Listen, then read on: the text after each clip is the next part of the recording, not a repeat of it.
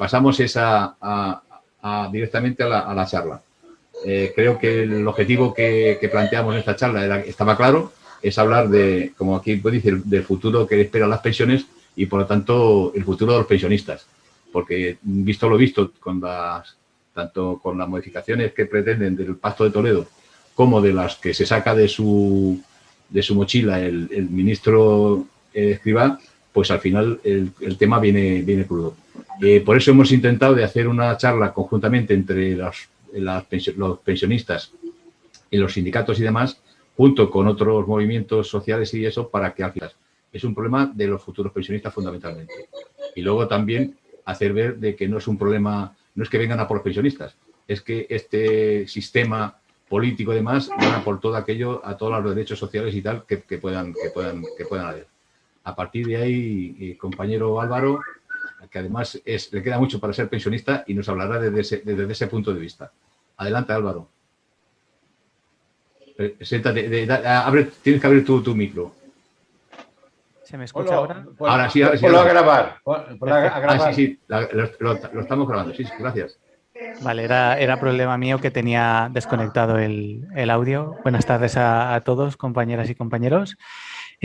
Como ha dicho el compañero, yo vengo desde CNT, concretamente desde CNT Valencia. Y bueno, como veis, soy joven, tengo ya entrar en la década de los 30, pero hace muy poco tiempo.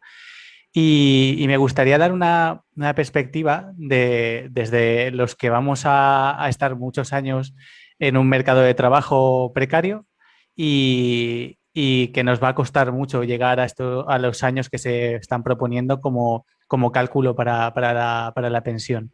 Los otros compañeros saben mucho más que yo sobre cómo están organizados los sistemas de pensiones y les voy a dejar que lo traten ellos o cuando hagáis unas preguntas, pues que entre todos lo podamos abordar.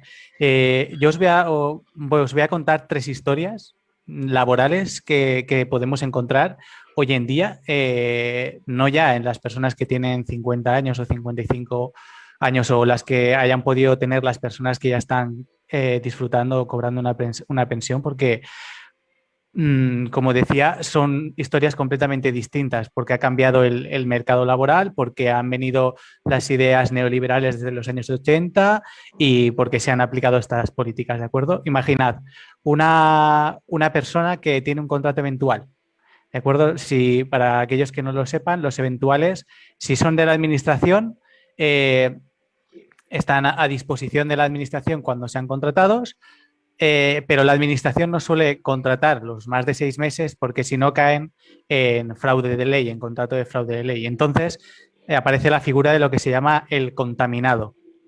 Se dice que esa persona está contaminada y no se la vuelve a contratar hasta que pasen 6 meses o un total de 12 meses en 18, ¿de acuerdo?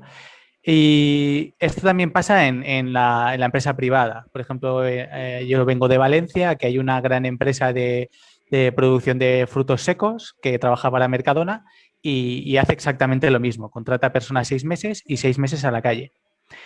Si estas personas están cotizando a tiempo completo, en verdad están trabajando la mitad del año. Actualmente está en 15 años el tiempo mínimo para haber cotizado y tener derecho a una pensión. Si se consagra esta reforma que está proponiendo el ministro Escrivá, pasará a 25.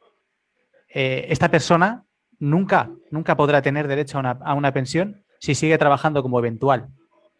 ¿De acuerdo? Eso suponiendo que es a tiempo completo, porque conozco muchos casos y es mi caso también. Además, el contrato es a tiempo parcial. ¿De acuerdo? Luego pensemos en otra situación, que también la he sufrido, y este es otro tema. Los jóvenes de hoy en día vamos picoteando contratos laborales y en diferentes sectores. Imaginemos una persona que trabaja en la restauración, que trabaja solo los fines de semana.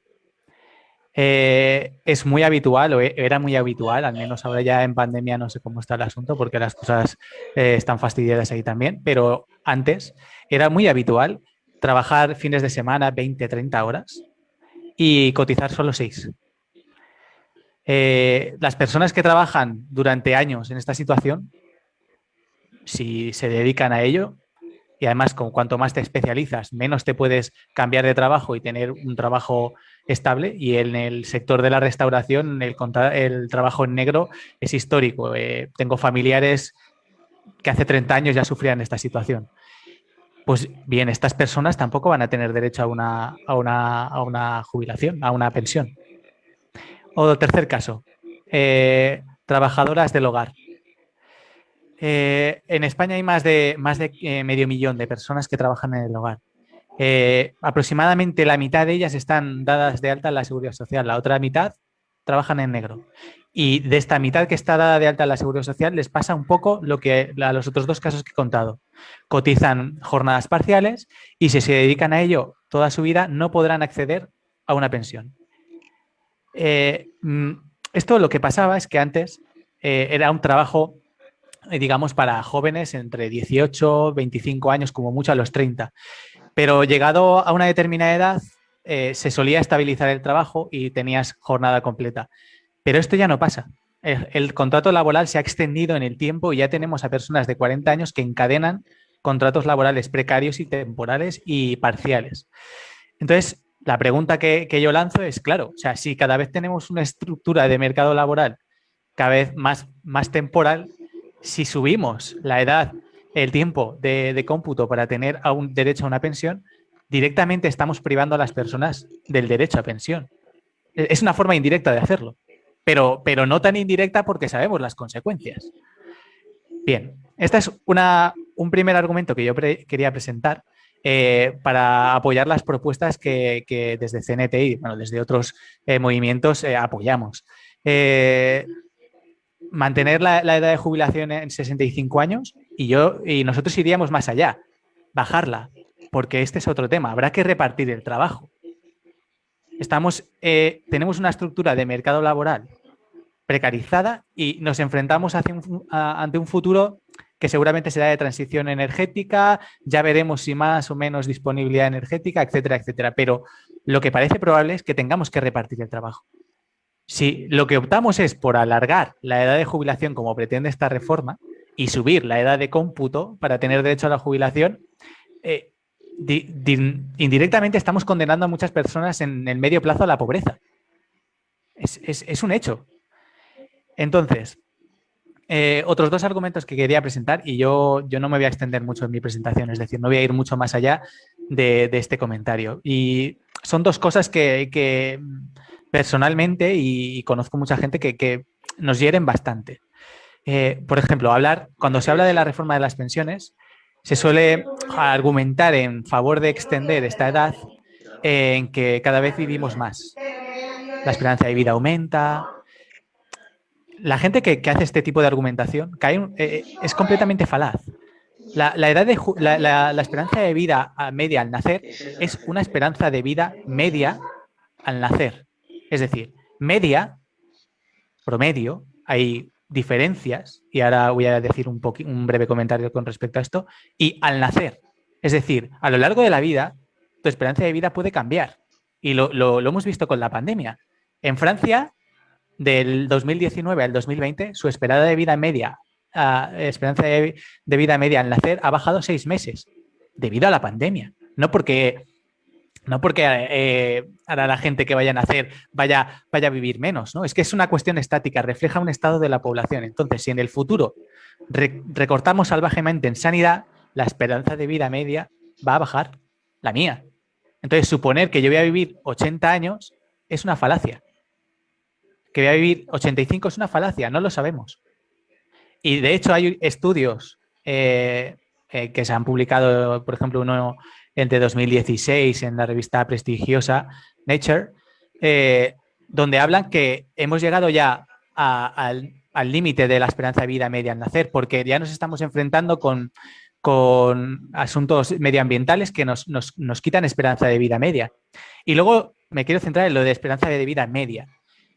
La esperanza de vida media al nacer en un barrio como el Cabañal, en Valencia, que sería homologable a cualquier barrio popular y con rentas bajas de cualquier parte del Estado, tiene una esperanza de vida media al nacer de 73 años.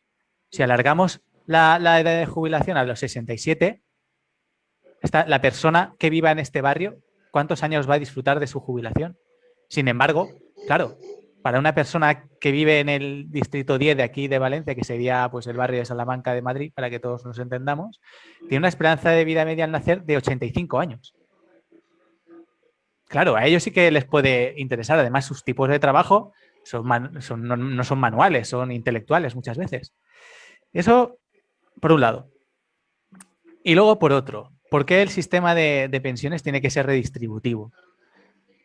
¿De acuerdo? Porque normalmente damos argumentos de tipo, iba a decir, éticos. Claro que tiene que ser distributivo. Está en la Constitución, además es un acuerdo social. Pero es que además hay una razón científica para que sea redistributivo.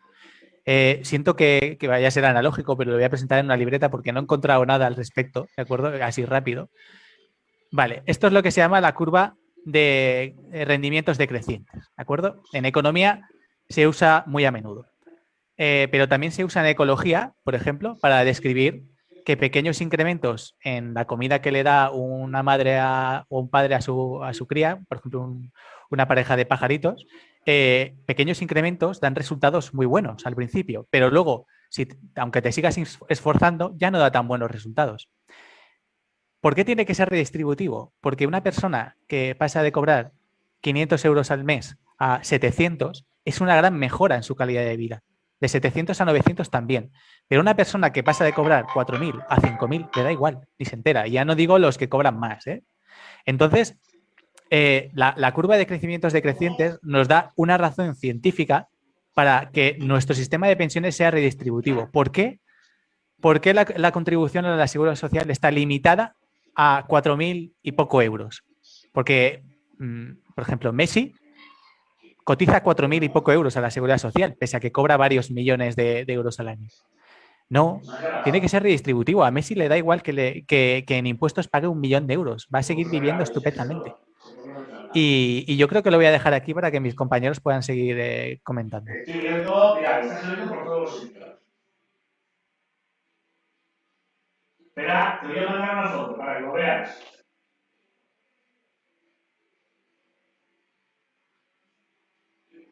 Perdonad, es que estamos en todo. Vamos a ver. La siguiente intervención es de Beatriz, compañera de Intersindical. ¿Estás por aquí? Levanta la mano. Hola, ¿qué tal? Ya, sí, ya. ¿Me ves? ¿Me ves? ¿Me oyes? ¿Se me escucha bien? Por vale, favor.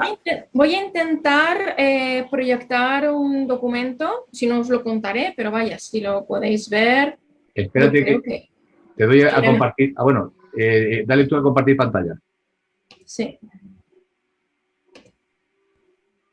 Vale. ¿Lo veis? Sí, se ve. Vale, perfecto.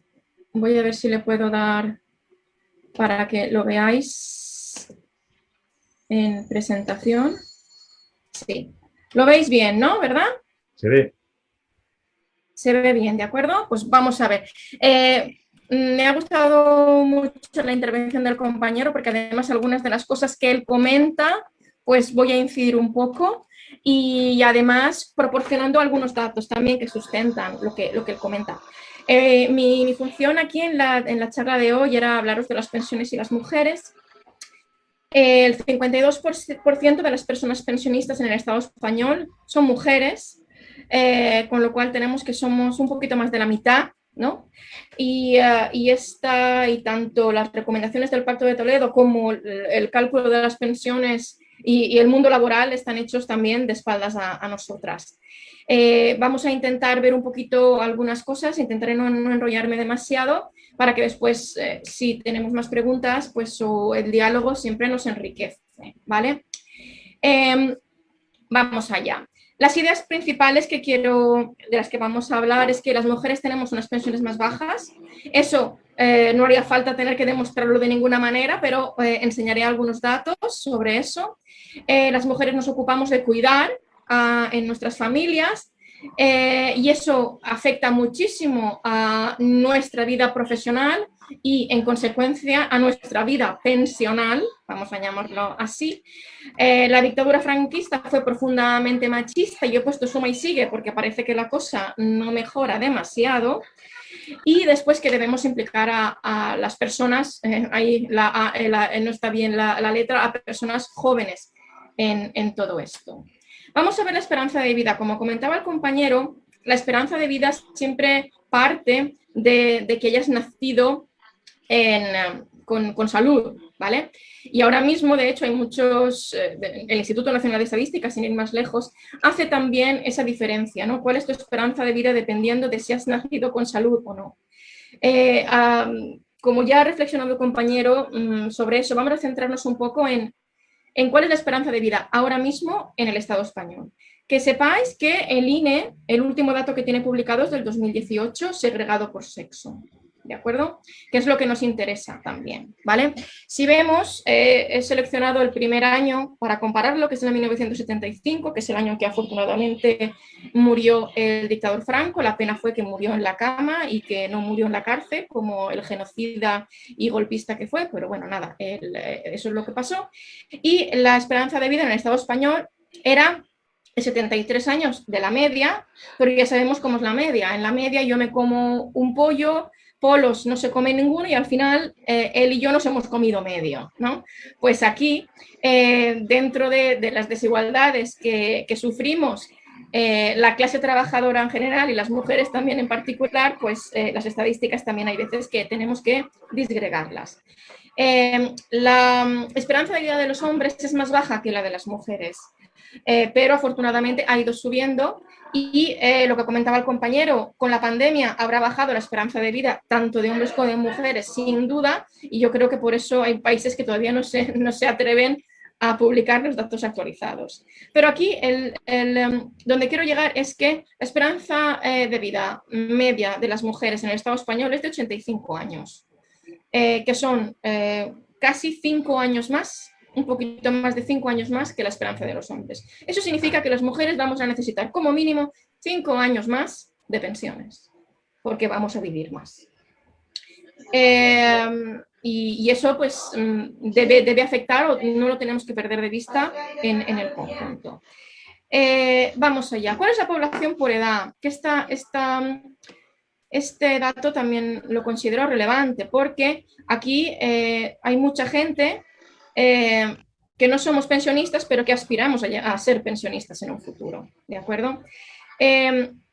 Aquí no estamos hablando de cuántas personas cobran pensiones, porque hay personas mayores de 65 años porque que cobran una no contributiva o incluso hay gente en la indigencia, pero vamos a hablar de los datos generales.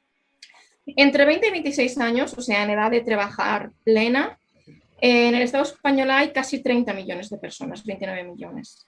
Si veis, hay más hombres que mujeres, ligeramente. 14 millones y medio, un poquito más los hombres, y no llegamos a 14 millones y medio las mujeres. Eso está pasando también en casi todos los países de Europa. Si bien en el cómputo global de la población las mujeres somos más, hay tramos de edad en la que eso no pasa.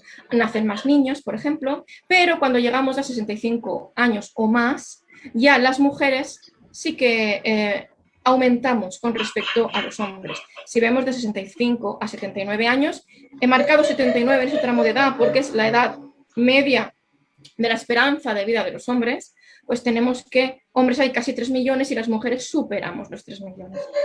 Y a partir de 80 o 100 años tenemos que son casi, las mujeres casi doblamos a los hombres. Con lo que afecta esto no solo tampoco a las pensiones, sino a nuestro estado de salud, porque con la edad también muchas veces se conlleva problemas de salud que se van agravando y van también deteriorando nuestra calidad de vida. Vamos a ver, ¿qué se cobra en pensiones y quién lo cobra? Que sepáis también que el Instituto Nacional de Estadística tampoco ha actualizado a 2020 los datos segregados por sexo de no la cuantía de no el número de pensiones, que eso sí que la ha actualizado, pero como no ha actualizado la cuantía de las pensiones, me he tenido que ir al último año actualizado, que es el 2016, ¿de acuerdo? Si vemos un poquito el cuadro, tenemos diferentes cifras. Están los hombres, están a la izquierda, las mujeres a la derecha, en este cuadro que veis aquí. Espero que podáis ver los números, los ve todo el mundo. Sí, de acuerdo.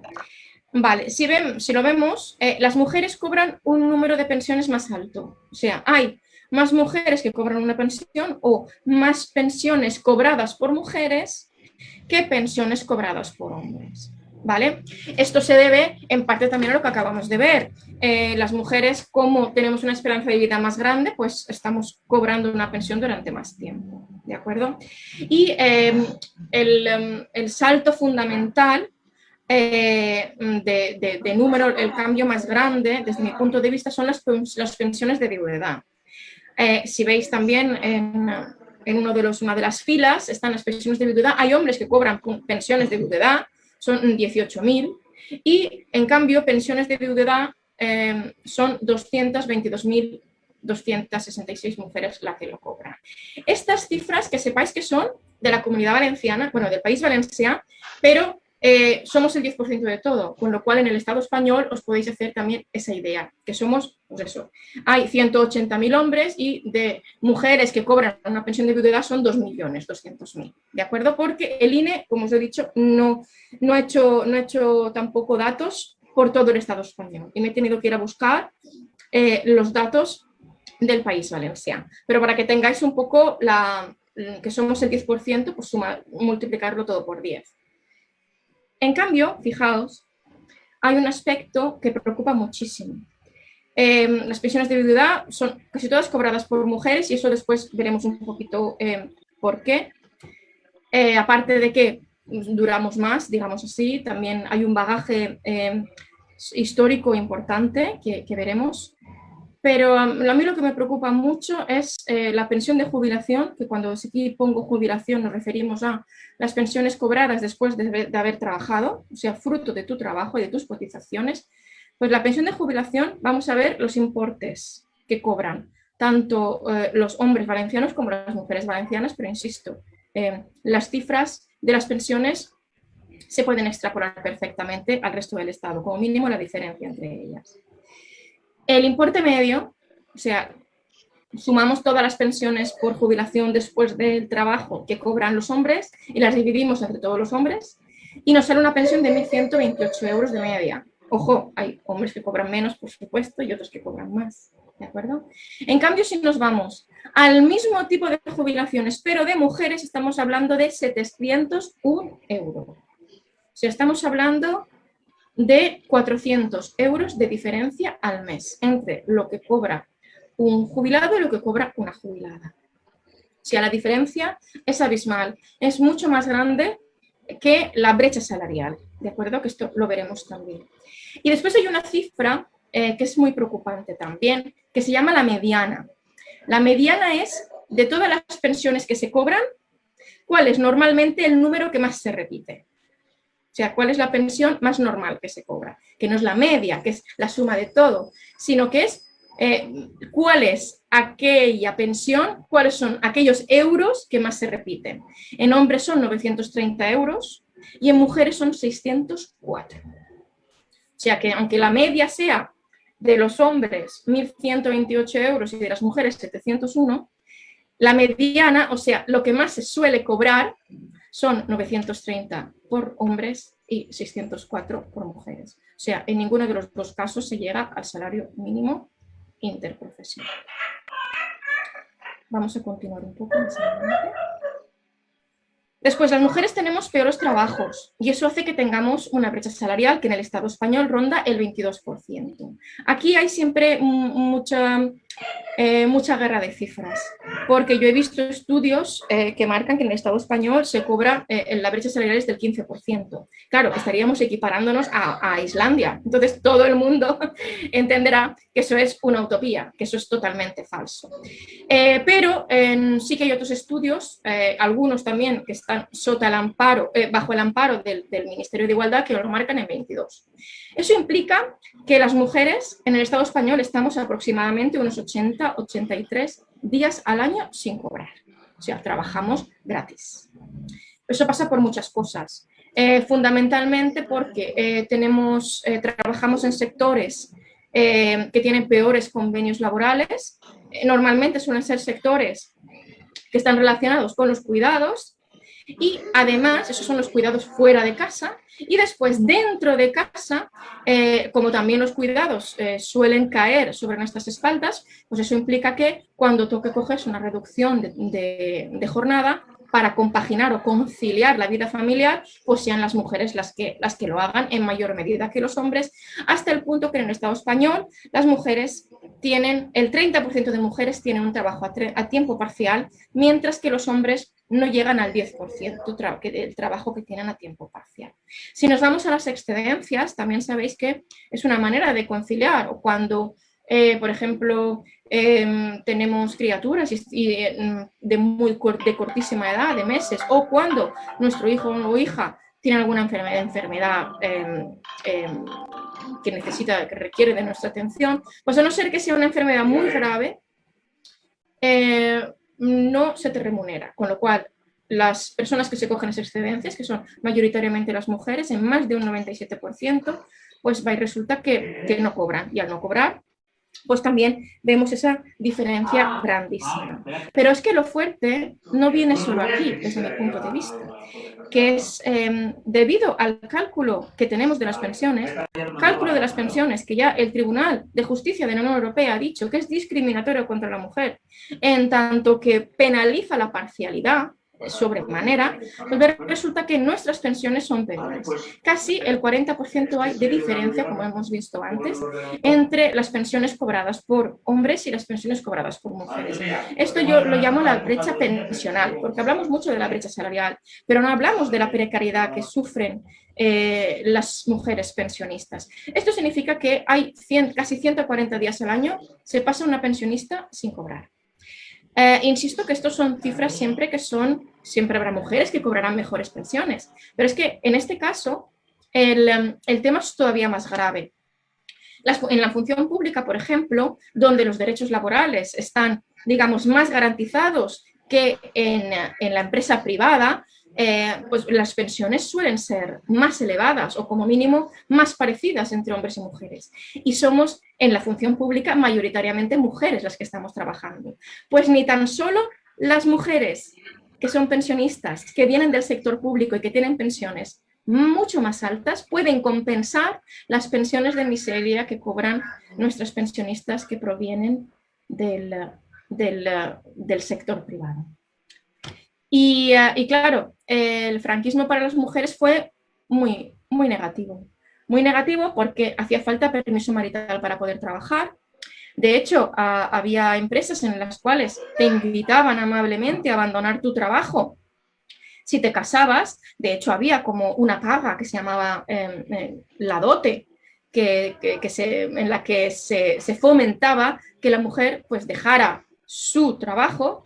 Éramos permanentes menores de edad, nos hacía falta también el permiso para todo, para una cuenta bancaria o para sacarnos el carnet de conducir. He visto ahora que está la compañera Pepa por aquí, que necesitó un permiso de la sección femenina para poder empezar a conducir. O sea, éramos permanentes menores de edad, siempre teníamos que tener un hombre o nuestro padre, si no estábamos casadas, o nuestro marido. Y eso, claro, está relacionado con el nacionalcatolicismo y la familia y todo lo que representó para las mujeres.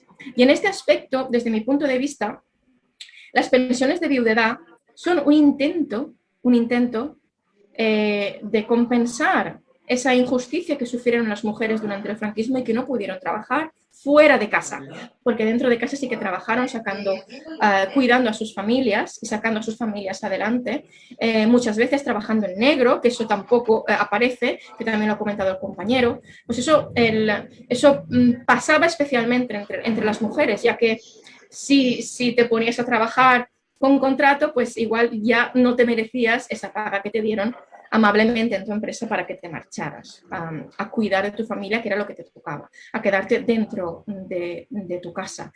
Y claro, en ese aspecto digo que es un intento de compensar, porque realmente la cuantía de las pensiones de viudedad no se corresponde con el esfuerzo ingente que hicieron muchísimas mujeres durante el franquismo, que, insisto, se vieron obligadas a dejar su trabajo, a abandonar su vida profesional y muchas veces también a compaginar en en la economía sumergida, que me hace mucha gracia que siempre se diga así, sumergida, ¿no? Pero ahí algunas llevábamos menos oxígeno que otros, ¿no? Y eso ha hecho que muchísimas no tuvieran derecho después a una pensión por su trabajo, y las pensiones de viudedad tampoco son suficientes como para poder tener una vida digna. Y claro, eso fue durante el franquismo, pero después de Franco, ¿qué ha pasado? Pues resulta que aquí tenemos la foto de los padres, algunos de los padres de la Constitución, que son padres. La Constitución es la primera cosa en este mundo que nace sin una madre. Y nada, la Constitución española también está hecha dando la espalda a las mujeres, porque aunque dice que todos los españoles son iguales ante la ley, claro, sin que no debe haber discriminación por sexo ni nada, pues nada, empezamos diciendo ya todos los españoles. Y está todo escrito en masculino, y que sepáis que lo que no se nombra acaba sin existir. Y eso es lo que nos pasa. Con aquellos mimbres, pues se han hecho unos cestos en donde hay muchos agujeros por los que los derechos de las mujeres caen abajo. Y uno de ellos fue también, es también la manera de computar o de establecer cuál es la pensión que cada persona recibe cuando le toca la edad de jubilación. Y entonces, ¿el Pacto de Toledo qué hace? Pues para empezar hace un diagnóstico incompleto. Hace un diagnóstico incompleto porque tampoco habla de todas las causas que hay en el mundo laboral para que las mujeres cobremos lo que cobramos de salario, y después cobremos lo que cobramos en pensiones. Obvia totalmente la represión que sufrieron las mujeres, la sistemática represión que sufrieron las mujeres durante el franquismo, muchas veces empezando desde sus propias casas, que eso es casi que la peor de las represiones, ya que no te esperas que alguien que se supone que te quiere te trate de esa manera. Pues hace un diagnóstico incompleto, después proporciona soluciones erróneas, porque llega a proponer de manera disparatada que los subsidios por enfermedad en el embarazo se revisen, cuando gracias al Real Decreto Ley 6/2019 no hay ningún problema con esos subsidios. Es más, gracias a esos subsidios hay alguna brecha, hay algún porcentaje de la brecha salarial que va bajando, ya que una mujer que no puede realizar su trabajo porque está embarazada, y eso nos pasa a las mujeres, pues pueda cobrar su sueldo. Pues eso ya lo tenemos. Pues incluso eso, las recomendaciones del Pacto de Toledo lo ponen en duda. Además, cuando habla de implementar la sentencia del Tribunal de Justicia de la Unión Europea que os comentaba, que reprueba a España como computa, porque como pena especialmente a la parcialidad, las mujeres son las perjudicadas, pues solo lo dice como de pasada.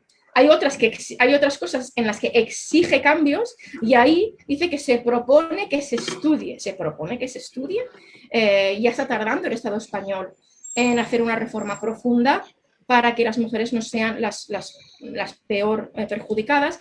Y todo esto, pues lo único que hace es demostrar un inmovilismo de todas aquellas entidades que forman parte del Pacto de Toledo y que han hecho un informe en el cual el 50,7% de la población del Estado español y el 52% de las personas que cobran pensiones, que somos las mujeres, resulta que no llegamos ni a 3 páginas de ese estudio. Gracias redactores masculino del Pacto de Toledo, por haber pensado en nosotras tanto. Y claro, y en eso me gustaría agradecer, y aquí sin ironía, a nuestras compañeras de la COESPE, que ya en noviembre dijeron claramente lo que pensaban de lo que se comentan las recomendaciones del Pacto de Toledo. Yo no me he inventado nada tampoco, me siento también afortunada de poder trabajar codo con codo con algunas compañeras que forman parte de la COESPE, y en definitiva lo que tenemos que hacer también es no solo centrarnos en revalorizar las pensiones de nuestras mujeres, que también, sino en muchas más cosas, como por ejemplo reducir la edad de jubilación, porque si no reducimos la edad de jubilación estamos haciendo un tapón para que la gente joven pueda llegar a tener un trabajo digno, cosa que es tan complicado hoy en día, como nos ha comentado el compañero anterior. Hace falta hacer políticas laborales en clave feminista, ya no solo de igualdad, porque si nos quedamos en la igualdad, como dice Silvia Federici, pues estamos también asumiendo la dominación o la discriminación capitalista que también sufren los hombres, y lo que queremos es tener una sociedad más libre, y eso pasa por tener también unas mujeres más libres, ¿no? Pero necesitamos eso, políticas laborales en clave feminista, en las cuales no se nos pene por el hecho de ser mujeres, no se nos penalice por el hecho de ser mujeres, en hacer políticas en clave feminista en las cuales, por ejemplo, se contemplen los riesgos laborales que sufrimos las mujeres, que están muy mal diagnosticados y peor tipificados, y debemos poner el foco en las mujeres jóvenes que son las más precarias de todas, junto con nuestras pensionistas. O sea, tenemos a las más jóvenes y a las más mayores como las que están en la situación de más vulnerabilidad. Después, lo he dicho varias veces, pero necesito insistir, nos hace falta establecer un cómputo de las pensiones que no discrimine a las mujeres por la parcialidad, y necesitamos revalorizar todas las pensiones de hombres y pensiones de mujeres, incluyendo también las pensiones que más cobran las mujeres, que hemos visto la de viudedad, que prácticamente no ha sufrido cambios desde hace muchos años, y además hay otras, las de favor familiar, que son las pensiones que cobran personas que están totalmente al margen de cualquier otro tipo de ayuda. Después es imprescindible establecer una renta básica universal para que todas las personas puedan empezar a tener un proyecto de vida digna y, como no, subir el salario mínimo interprofesional. En definitiva, lo que necesitamos es una sociedad y unas pensiones que sean feministas. Y muchas gracias por vuestra atención y quedamos para el debate.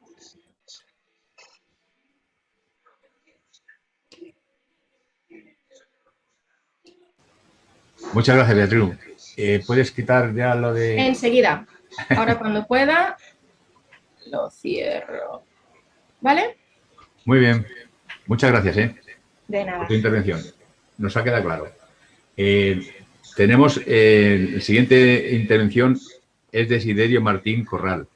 Es responsable de formación de CGT. Sin más introducciones, o sea, si está Desiderio Martín, ¿está? Desiderio, ¿estás? Levanta la mano si estás.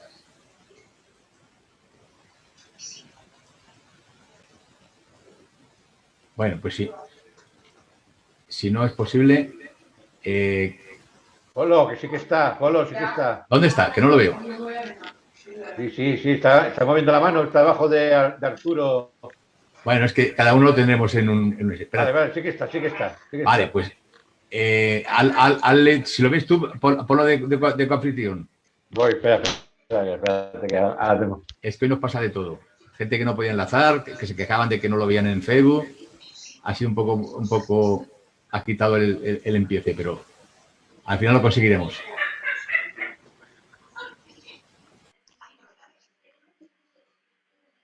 ¿Cómo sea? No lo sé, a ver si lo haces tú, yo no sé ahora. Espérate, me he perdido ahora. Activar el micrófono. Ya puedo. Ya está, vale. Ya puedo. ¿Vale? Pues buenas tardes a todos y todas. Gracias por invitarnos en nombre de la CGT a esta videoconferencia sobre el futuro de las pensiones. Y a mí me tocaba un poco, lo que hablé con los compañeros, es de presentar el marco general de los sistemas de reparto, que estamos hablando de nuestros sistemas de reparto frente a los sistemas de capitalización individuales, la famosa disposición 16 del Pacto de Toledo, que va a tener su desarrollo fundamentalmente en los planes de empleo de empresa, que le viene muy bien a los agentes sociales denominados comisiones obreras UGT y otros agentes sociales que están trabajando en Euskadi, por ejemplo. El ASTV pues también hace ese tipo de cosas. Es decir, eso es lo que nos va a llevar el futuro de las pensiones, digo, por empezar con algo que no se nos debe de olvidar. El futuro de las pensiones públicas, del sistema de seguridad social, que es donde están encuadradas las pensiones públicas, solo va a depender de los y de las trabajadores, tanto de la clase activa, fundamentalmente de la clase activa, de 16 a 65 años. Luego vaya usted a saber hasta los 67, 68 o hasta los 70. Como decía el Roto, aquí la única manera de garantizar las pensiones es asegurar que vas a cobrar pensión el día de tu muerte. Eso es un poco lo que pretenden. Yo creo que ese futuro no está predeterminado, ni está predeterminado por los partidos políticos firmantes del Pacto de Toledo, ni está mucho menos predeterminado por los actuales partidos políticos y los actuales agentes sociales. El futuro de las pensiones, existirá futuro de pensiones públicas dignas y suficientes, sin brecha de género, para todos y todas, depende solo y exclusivamente de los y de las trabajadoras que están en estos momentos trabajando, bien con contratos precarios, bien parados, bien con contratos parciales, como decía el compañero, etcétera, o bien en la propia economía sumergida. Y dependerá también de los actuales casi 9 millones de pensionistas que ya tenemos derecho a distintas pensiones, bien sean contributivas o bien sean no contributivas. Es decir, este es un mensaje de esperanza que entendió muy bien el movimiento pensionista.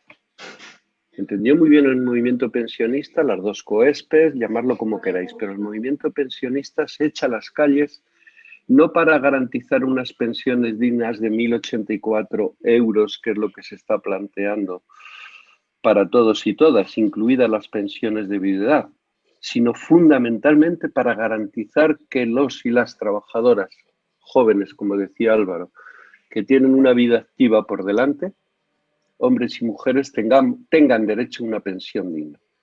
¿Para qué? Pues para dar cumplimiento a lo que dice tanto el artículo 41 como fundamentalmente el artículo 50 de esa Constitución hecha por los hombres.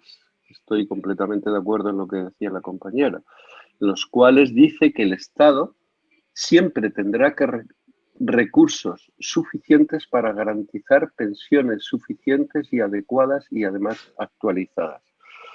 Lo de la suficiencia es algo muy concreto, eso se ha roto. Nuestro sistema público de pensiones está basado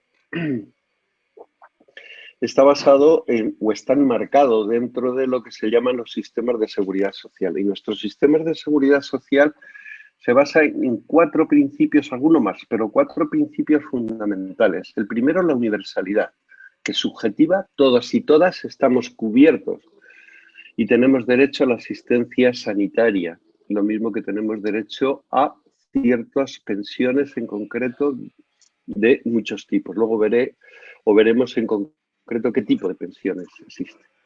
Por lo tanto, estamos hablando de una universalidad subjetiva que afecta a todos y todas y objetiva. ¿Cuándo actúa nuestro sistema de seguridad social? Cuando tenemos necesidades, cuando estamos enfermos, cuando hemos quedado invalidados, cuando no tenemos otro tipo o cuando estamos en desempleo o cuando estamos en situación de no activos y por lo tanto pasamos a ser pensionistas. Hay diferenciando entre lo que son pensiones contributivas y pensiones no contributivas. Es un sistema que el otro principio esencial es de solidaridad y de reparto. Todas y todos estamos obligados a contribuir. ¿Qué significa eso? Que todos tenemos que cotizar. Todos tenemos que cotizar cuando estamos en el sistema contributivo de la seguridad social. Tanto los patronos, lo que se llama la cuota patronal, como lo que se llama la cuota obrera. Es decir, que la cuota patronal, yo creo que es de dominio público, es un salario diferido que no la paga el patrón, sino que sale de nuestros propios salarios, por eso se llaman salarios diferidos. Es decir, y además es un sistema de redistribución, lo que decía antes el compañero Álvaro. ¿Por qué es un sistema de redistribución? Porque va de los más favorecidos a los menos favorecidos. Nuestro sistema de pensiones no es contributivo, es decir, contributivo significa que no es igual a lo que hacen los sistemas privados, bien sean los seguros. Es decir, la contributividad que nosotros hacemos por nuestros trabajos cuando trabajamos, etcétera, no es igualada al seguro. Por eso existen pensiones máximas y existen pensiones mínimas en las cuales esas pensiones máximas y esas pensiones mínimas no es igual a una pensión como si tú hubieras hecho un seguro, que tu pensión hubieras hecho un plan privado de pensiones que es en función de lo que cotizas más la rentabilidad, luego hablaré de esto. Así vas a percibir. No, nuestro sistema es solidario y de reparto. Por lo tanto, la contributividad, que todos estamos obligadas, se hace en función de que los que más ganan, más aporten para luego redistribuirlo a los que menos ganan o menos cotizan o menos pueden cotizar y puedan tener una pensión medianamente digna. Y el último principio esencial es la obligatoriedad. Todas y todos estamos afectados por el sistema de seguridad social. Y por lo tanto, todas y todos tenemos derecho a que cuando tenemos una necesidad concreta tengamos derecho a esa prestación.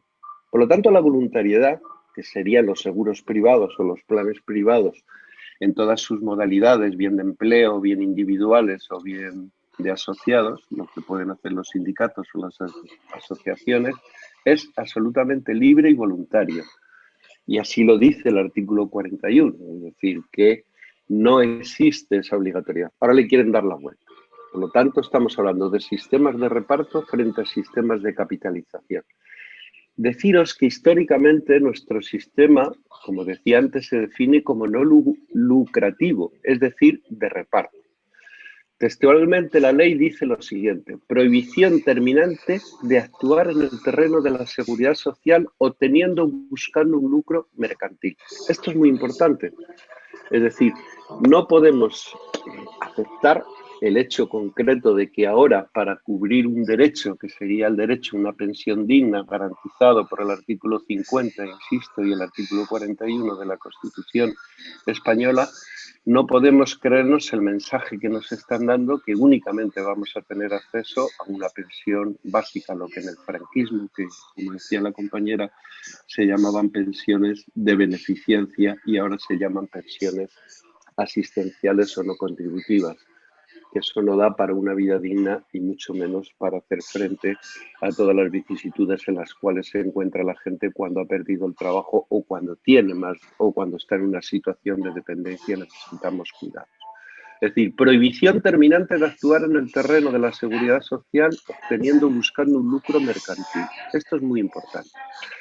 Por lo tanto, nuestro sistema de reparto se define como el modelo en que en un periodo, por ejemplo un año, las cotizaciones de quienes están en activo sirven para pagar las pensiones o prestaciones de quienes se encuentran jubilados o han generado derecho a alguna pensión.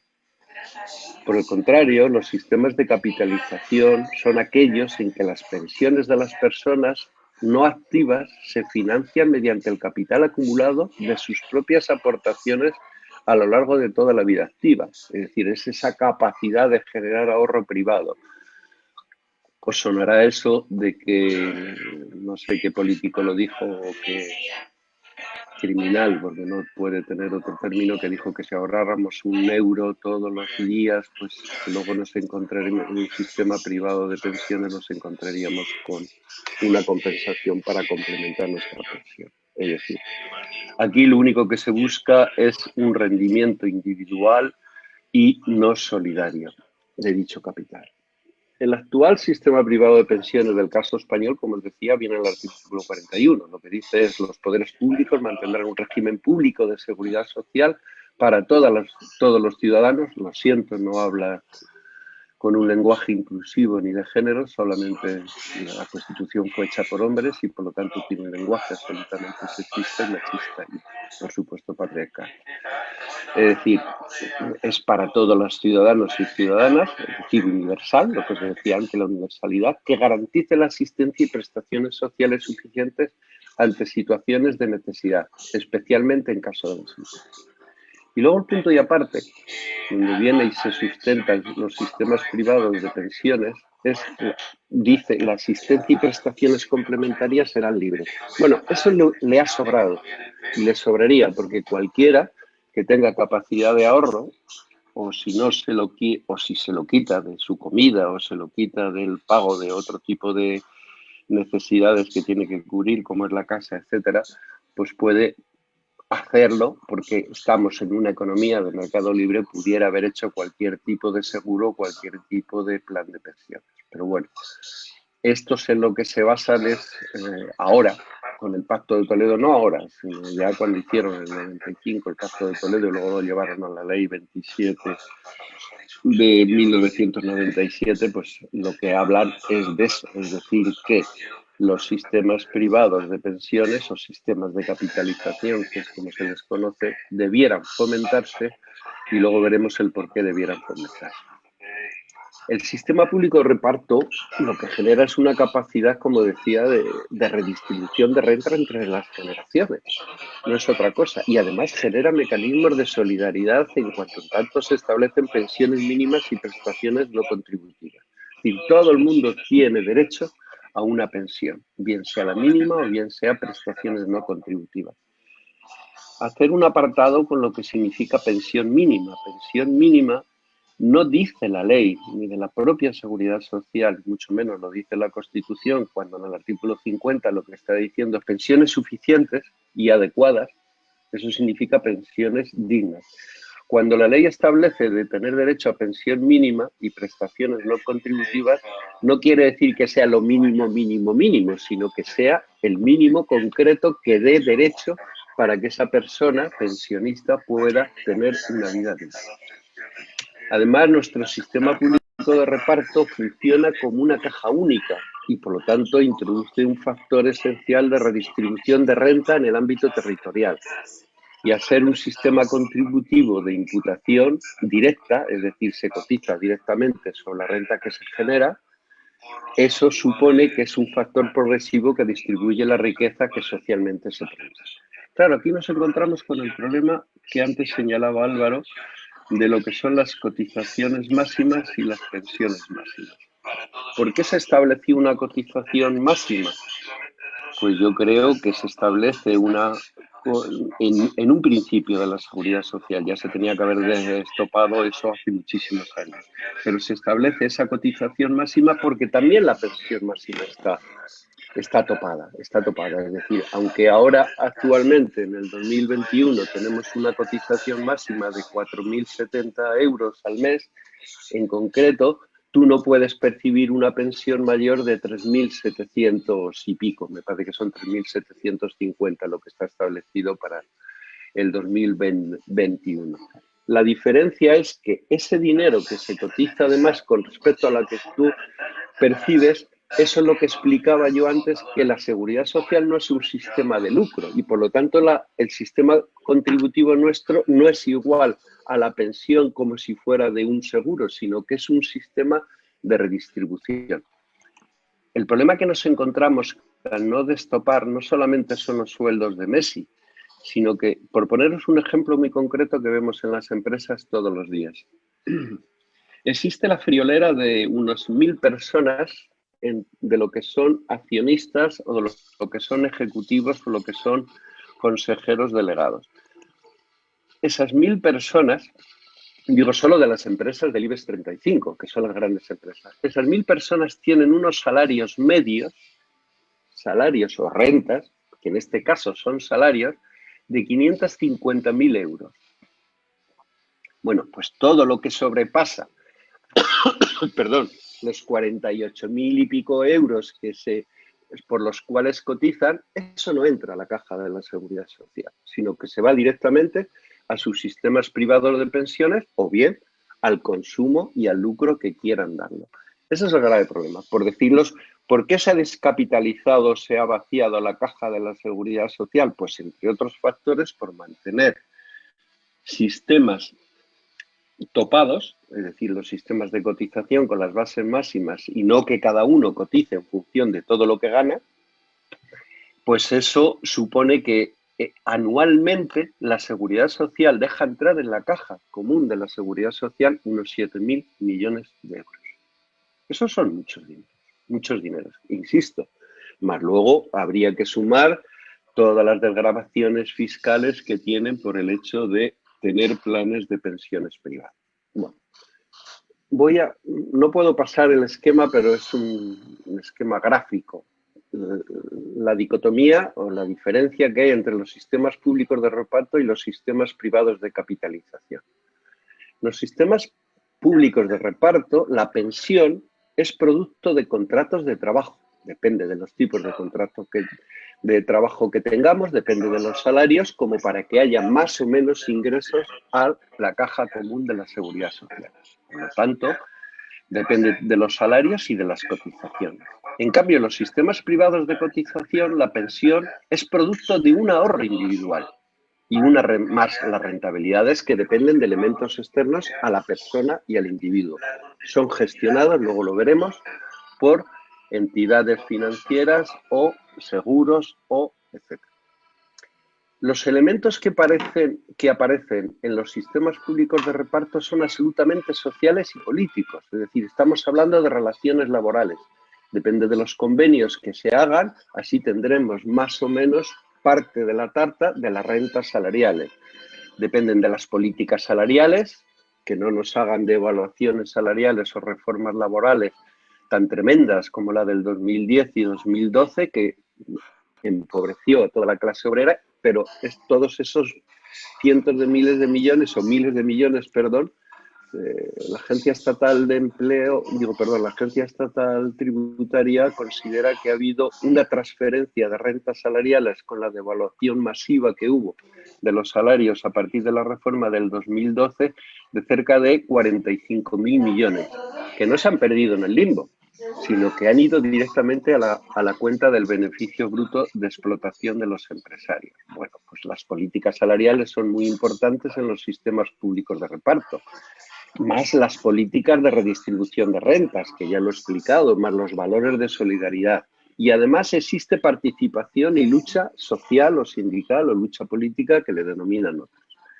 El control, por lo tanto, no es individual, sino que es social. En cambio, los elementos que aparecen en los sistemas privados de capitalización son absolutamente económicos, no estamos hablando de derechos. Las decisiones, además, que se adoptan ahí en esos sistemas se desligan de la persona o del sujeto y se crea la ilusión de un individuo o de una persona con voluntad propia que maximiza sus opciones, como lo haces en el mercado, cuando nada más lejos de la realidad. Es decir, que las inversiones que se hacen, si tuviéramos tiempo, os daría algunos datos de lo que son los fondos de pensiones y cómo son utilizados no solamente para robar a toda la clase obrera, sino que al final son utilizados, como por ejemplo lo ha hecho Telefónica con sus fondos de pensiones, para despedir a la gente. Pero bueno, eso es otra historia que podemos profundizar en otro momento. Por lo tanto, en un sistema privado de capitalización o individual de pensiones de cualquier sistema, la persona es ajena al proceso y el control se realiza fuera de él. Es hecho por los mercados, bien por las gestoras o bien por los fondos de pensión. En los sistemas públicos, como decía, se produce una redistribución de la riqueza y, en cambio, en los sistemas privados no aparecen principios de solidaridad y de reparto. No existe redistribución del producto social. Así que toda esa riqueza es producida por los y las trabajadoras y trabajadores. Y, en cambio, si tú lo llevas a los sistemas privados de capitalización, ahí, aparte de desaparecer el reparto y la solidaridad, no existe esa redistribución social de un producto que es social. Los débiles se verán condenados a la inseguridad o, en todo caso, a un mero sistema básico o, como a mí me gusta denominarlo, con términos de la dictadura terrorista, de beneficiarios. En los sistemas públicos la gestión no se rige por el principio de rentabilidad económica, no, sino por principios de reparto necesario para cubrir necesidades sociales. En cambio, en los privados o en los de capitalización, la gestión es considerada como una mera forma de administración de las cosas. No cubre necesidades, sino servicios que tú has comprado en el mercado. Los objetivos, por tanto, de nuestros sistemas públicos son protección social y redistribución. Los objetivos de los sistemas privados de capitalización son rentabilidad, eficacia y competitividad. Por lo tanto, nosotros entendemos que nuestros sistemas públicos de pensiones son un derecho, no un negocio. y lo que se pretende con este futuro y con todas las reformas ya desde el año 85, la primera gran reforma que hubo del 85 hasta la última del 2013, o la más fastidiosa que es la del 2011, y luego todo lo que invitan con la reforma Escrivá, con todo lo que nos amenazan, están considerando que el problema de las pensiones es un problema de negocio, que hay cerca de 140.000 millones de euros que el capital privado está encantado de poderlo usurpar, extraérnoslo, quitárnoslo, robarlo, como queráis, para hacer negocio.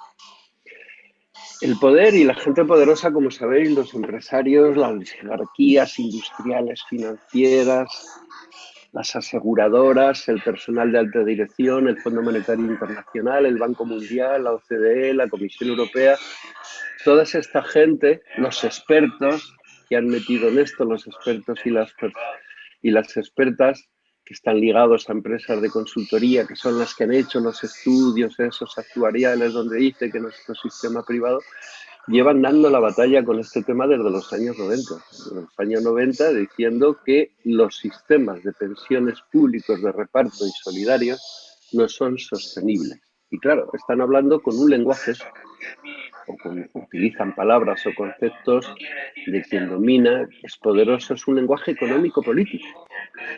Es decir, estamos hablando de la mera racionalidad económica, que es meramente instrumental.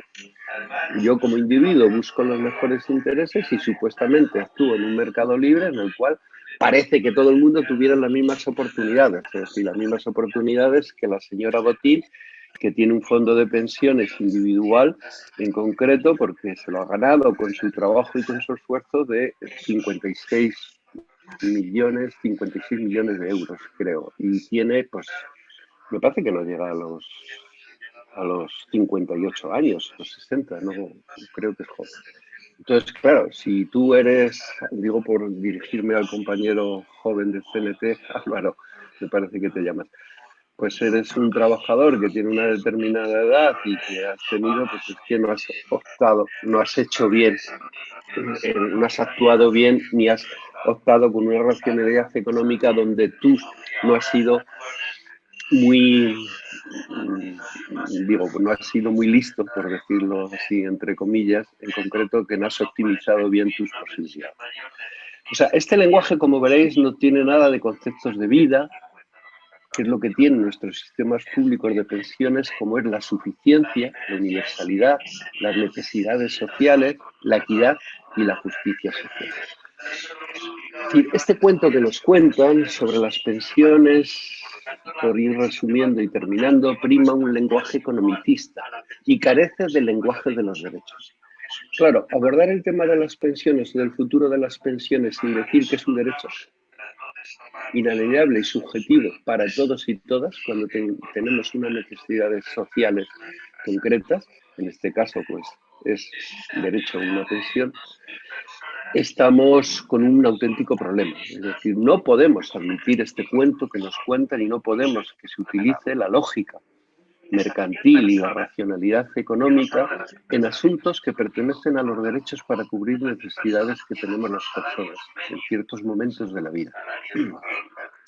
Es decir, estos conceptos nos tratan no solo de causar alarma entre la población, que la causan, ahí están las consecuencias de la mayor parte de los jóvenes y jóvenes que tienen por las edades de Álvaro y unos pocos más de años, en concreto que consideran que eso de que ellos no van a tener derecho a pensión de nunca. Es decir, pues no solamente causa alarma entre la población, sino que de lo que se trata es de convencer el otro de los graves problemas que tiene nuestro sistema y para mí y para otra gente, el mayor de los ataques. Que aquí quien contribuya recibirá. Y de que además recibirá proporcionalmente a lo contribuido. He leído una de las posibles reformas que hagan. Me voy a detener en esto porque nuestro sistema contributivo nada tiene que ver con el seguro. Es decir, estamos hablando, lo he tratado de explicar antes, es contributivo porque contribuimos para luego repartir solidariamente de los que más aportan para los que menos pueden aportar. Pero claro, una de las posibles reformas que quieran hacer es el destope de las bases máximas de cotización. Si hacen ese destope de las bases máximas de cotización, ya lo están vendiendo para que luego la pensión máxima vaya a subir. Imaginaros eso lo que significa. Lo estamos igualando como si tú hubieras hecho un seguro o hubieras hecho un fondo de pensiones individual que te garantizaría que en función de lo que aportas, así recibes, que contribuye. Eso rompe nuestro sistema de solidaridad y de reparto, o rompería. Bueno, pues yo creo que se ha avanzado desde la primera reforma del año 85, sobre todo la del 97, ahí intentó que nuestro sistema de pensiones fuera de contributividad y que quien más contribuya, pues más perciba. No, perdón, quien más contribuya en concreto es para luego repartir. Bueno, esta idea individualista pertenece muy mucho al sistema capitalista neoliberal o a la racionalidad económica, o llamarlo como queráis. Es decir, cada uno va a recibir en función de lo que pueda aportar, y en este caso están creando las bases para decir cada uno va a recibir, o vas a tener la pensión que vas a recibir, la cuantía de la pensión en función de lo que puedas ahorrar y meterlo en un fondo privado de pensiones, bien del sistema de empleo o bien del sistema individual. Con lo cual esto atenta contra nuestro sistema público de pensiones, cuyo principio constitucional es muy sencillo.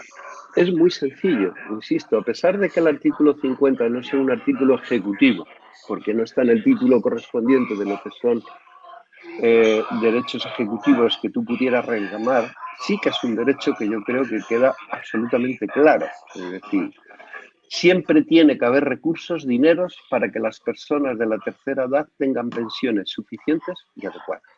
Eso es lo que dice el artículo 50.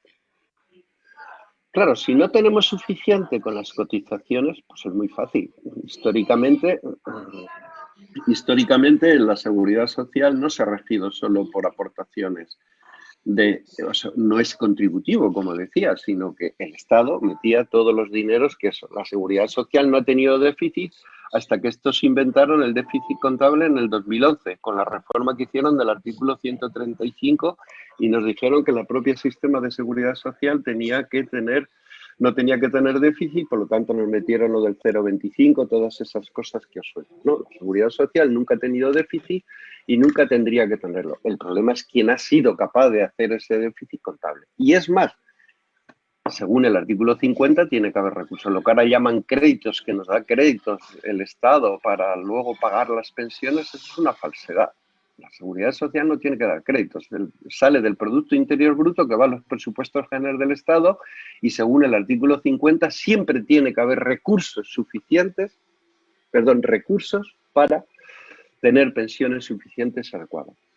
En fin, llevan muchos años intentando destruir el sistema público de seguridad social y de pensiones que proteja a todas las personas, insisto, ante estados de necesidad, bien seamos desempleados, bien sin rentas, bien pensionistas, o bien como millones de mujeres que no pudieron trabajar porque el tema era lo que explicaba antes la compañera y por lo tanto no me voy a extender en ella, sino que no podían acceder al mercado de trabajo y no debían acceder al mercado de trabajo. La mujer era el sustento del guerrero que iba a trabajar y por lo tanto estamos hablando de una cultura no solo machista sino patriarcal que sí llevado a las relaciones laborales, etc. Y por lo tanto los trabajos de cuidados o de reproducción, como no mercantilizan, es decir, no van al Producto Interior Bruto, pues no se tiene más historia. Por terminar, creo que es muy fácil, es decir, estamos asistiendo, no digo de ahora puede ser que haya un consenso social, lo cual a nosotros particularmente nos preocupa muchísimo más, donde se mezclan intereses variados y hay un interés muy concreto y objetivo, que es de los agentes sociales, que son los únicos interlocutores. Al movimiento de pensionistas nadie le ha llamado como interlocutor cuando es el que está en la calle y es el que está defendiendo unas pensiones dignas y suficientes para todos y todas. Nadie le ha llamado y sí que están negociando con el señor Escrivá lo que va a ser la enésima reforma de la seguridad social o del sistema de pensiones públicos, insisto, para en corto plazo destruir nuestro sistema público de reparto de forma solidaria y dárselo al mercado para hacer un auténtico negocio. Los sindicatos, comisiones obreras y UGT y otros también tienen responsabilidades, pero fundamentalmente en eso fueron los que firmaron conjuntamente con Zapatero la ley del 2011, y todas las desgracias o parte de las desgracias vienen de esa ley del 2011, que también habían firmado la del 97, que aplicaron el Pacto de Toledo, donde separaron las fuentes de financiación, etcétera. Pero la ley 27 es lo que tiene, es decir, que quien crea el factor de sostenibilidad fue la ley 27-2011, y fue Zapatero, comisiones obreras, UGT y la COE. Y ahora lo quieren cambiar por el factor de sostenibilidad, ahora le quieren llamar de equidad intergeneracional. Es lo mismo, ¿eh? Y luego hablaremos un poco, me imagino, de lo que habéis planteado de la esperanza de vida, que además es clasista, etcétera. Con lo cual, yo creo que sí que el futuro de las pensiones, insisto, depende de nosotros y de nosotras. Y sobre todo depende de las clases trabajadoras, hombres y mujeres, jóvenes, que pues ya sabéis que los jóvenes tienen una tasa de paro actual del 45% hasta los 30 años, aparte de no tener futuro, posibilidad de independizarse, precarización, etcétera. Pero depende del esfuerzo que hagamos y del convencimiento pedagógico que las clases asalariadas, que en estos momentos bien estén con contratos parciales o con contratos estables, bien estén paradas o bien trabajen de forma intermitente, sean capaces de mostrar en la calle ese rechazo y esa defensa de un sistema público de pensiones universal y para todos y todas y suficiente. Eso es un poco lo que os tenía que contar. Gracias. Gracias, Desiderio. Seguimos. Ahora tendría la palabra el compañero Ramón, que es portavoz de los tres portavoces que tenemos, es un portavoz de la coordinadora a nivel estatal, pues. Ramón, tienes la palabra. Hola, buenas tardes. Desde luego muy interesante todo lo que se ha explicado y no sé si vamos a poder añadir alguna cuestión, ¿no? A mí me interesaría destacar el proceso concreto en que se está intentando privatizar este sistema que, como ahora se decía, es que mueve una cantidad de dinero que es algo muy goloso para el sistema bancario, ¿no? Hemos visto cómo este sistema financiero ha ido fracaso tras fracaso, convirtiendo nuestra economía cada vez en más especulativa, en una economía financiarizada, que ya en el 2008 se pega un enorme castañazo en que gran parte de esas inversiones especulativas acaban sucumbiendo y acaban generando una crisis que se podía haber resuelto de muchas maneras, ¿eh? Pero que se resolvió rescatando a los causantes de la crisis, que era el sector financiero. Sin duda el Estado tenía que haber intervenido. Lo que no está tan claro es por qué se rescató a los que habían provocado la crisis y no a la gente que se quedaba sin casa. 1 millón de personas se quedaron sin vivienda porque no pudieron hacer frente a los créditos que tenían con el sistema financiero. Unos créditos hinchados, con unas tasas de interés descontroladas, con unas condiciones leoninas. Si a esa gente se le hubiera dado crédito a interés cero, como se hizo a los bancos, hoy habría 1 millón de familias en sus casas. Y las condiciones para trabajar, para recuperar la economía, hubieran sido otras. No, se dijo en ese momento que era imprescindible rescatar a los bancos porque si les dábamos dinero a esos insensatos, que lo habían hecho muy mal y que iban a refundar el capitalismo y que se arrepentían mucho, con ese dinero crearían puestos de trabajo, reactivarían la economía, etcétera, etcétera. Falso. Con ese dinero lo que hicieron fue continuar hinchando de nuevo la burbuja especulativa y la burbuja de una economía que no va a la producción, que no está al servicio de la gente, sino al servicio de una minoría que consiguió todavía enriquecerse más. Y consiguió además generar una deuda enorme sobre el Estado español, que era un Estado que hasta ese momento tenía una deuda relativamente baja, que tuvo que cargar con esa deuda. ¿Pero qué ocurrió? Que eso no rescató a este sistema, no lo saneó. El sistema financiero ya antes de la crisis del COVID estaba muy mal y pedía nuevos rescates y, entre otras cosas, pedía nuevos espacios de negocio. Y vimos cómo se aprobaba el Plan Paneuropeo de Pensiones en el Parlamento Europeo, que era un mecanismo por el cual se le cedía el negocio, claro, para los bancos, para nosotros es un derecho social, como ha explicado Desi, ¿no? Se cedía ese espacio para que pudieran salir del mal momento en que se encontraban. Fijaros, la Comisión Europea no tiene competencia sobre pensiones, es algo que se delega a los gobiernos nacionales. Pero en cambio, y entonces, ¿cómo aprueban la directiva del PPE? Esa directiva que recomienda a los estados privatizar y les abre un camino para privatizar las pensiones. Lo explica muy claramente en el preámbulo de esa directiva. Es para reforzar la banca europea. No es para garantizar las pensiones de los europeos, es para reforzar la banca europea, que se fuerza a que los estados pasen del sector público al sector privado. Claro, el problema era quién le ponía el cascabel al gato. Y estaban muy preocupados con estos cuando vino la epidemia. Y la epidemia, que ha castigado sobre todo a los trabajadores, les ha dado un nuevo pretexto. Es decir, tenemos que hacer reformas porque, claro, hay que salir de esta. Y además, les ha dado ocasión para promover otro nuevo rescate. Esta vez a los grandes monopolios industriales a través de los planes de recuperación europeo. Los planes de recuperación europeo no son planes de recuperación. En primer lugar, si había que recuperar algo, había que recuperarlo ya el año pasado, cuando la gente no estaba cobrando los salarios, cuando la gente estaba en necesidad económica. No, lo van a hacer después, amparándose en el precedente del Plan Marshall. ¿Pero de qué Plan Marshall estamos hablando? El Plan Marshall tenía como objetivo reconstruir la industria europea destruida por la guerra, pero que sepamos, aquí la fábrica SEAT sigue íntegra, las instalaciones de Telefónica no han sido bombardeadas, Renfe no tiene que reconstruir un solo puente, aquí no ha habido una guerra.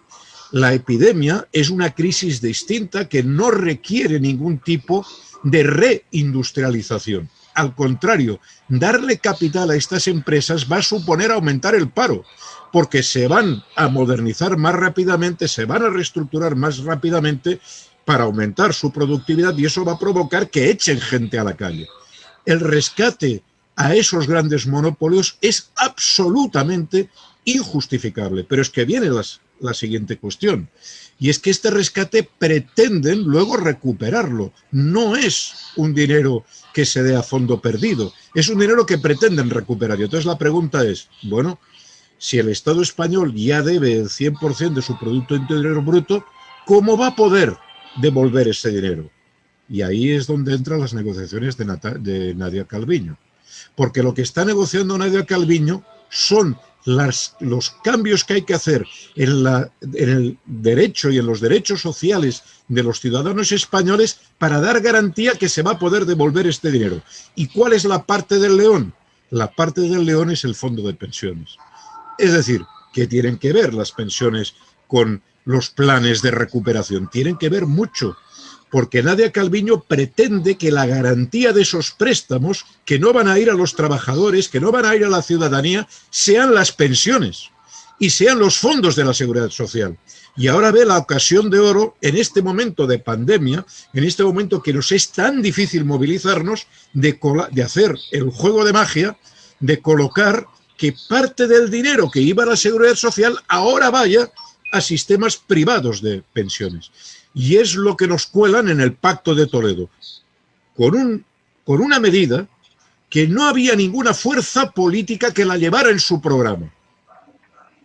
Al contrario, lo que iba en los programas de las fuerzas políticas que conformaron el gobierno era recuperación de las pensiones por el índice de precios al consumo y no con otros artilugios, echar atrás la reforma laboral, acabar con la brecha de género. No.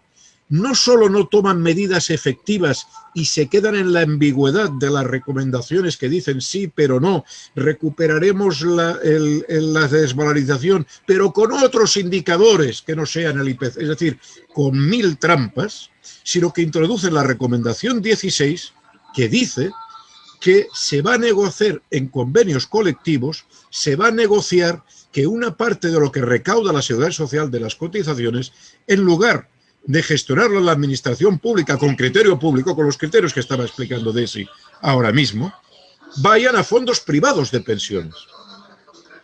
La propuesta tiene muy mala sombra. No somos el primer país en que se propone algo de esto. En primer lugar, es un intento de romper la solidaridad de la clase trabajadora. Porque ¿quién va a poder suscribir este tipo de convenios? Pues solo aquellos trabajadores que se encuentren en una situación contractual y de negociación mejor. Es decir, los trabajadores de la gran industria, de las grandes empresas que tienen un contratos relativamente fijos y estables. Esto no es nuevo. Esto ya se hizo hace 30 años en Estados Unidos. Los trabajadores del cinturón del acero de Detroit consiguieron que incorporar en sus negociaciones colectivas las pensiones privadas. Y estaban muy contentos ellos, porque fíjate, el desgraciado que está recogiendo algodón en el sur de Estados Unidos no tiene mi plan de pensiones, pero yo que trabajo en la Ford, en la General Motors, tengo derecho a acceder a un fondo privado de pensiones y voy a tener una jubilación estupenda, como dice la propaganda de los bancos. ¿Qué ha acabado ocurriendo 30 años después? Que la crisis del 2008 se lleva por los aires todos los ahorros de estos trabajadores y se quedan sin nada.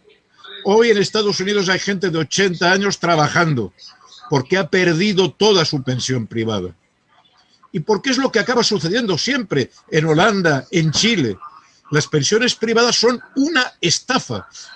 No tengo tiempo de explicarlo, pero es un mecanismo financiero ideal para ser robado por los bancos, porque el trabajador no lo puede tocar. Y por lo tanto el banco invierte siempre en inversiones basura, que se pierdan. Saca el dinero de ahí y lo mete en otras inversiones. Y tú te quedas con los activos tóxicos. Y al final resulta que esos trabajadores del metal, de la aristocracia obrera de Estados Unidos, hoy son pensionistas de lo más precario. Y nos intentan colar esto en España a través de negociaciones colectivas en las cuales también, segunda cuestión, intentan tentar a los grandes sindicatos para que se metan en ese negocio a cambio de unas misérrimas comisiones. Y eso tiene todavía otro peligro, porque claro, si se hace de esta manera, el día que esos ahorros se vayan a hacer puñetas, los responsables no serán los bancos, serán los sindicatos que tenían la misión de custodiar y que ya os digo que es imposible custodiar estas inversiones. Es imposible técnicamente, porque son inversiones que se cambian cada día en bolsa. No hay manera de saber dónde van los activos.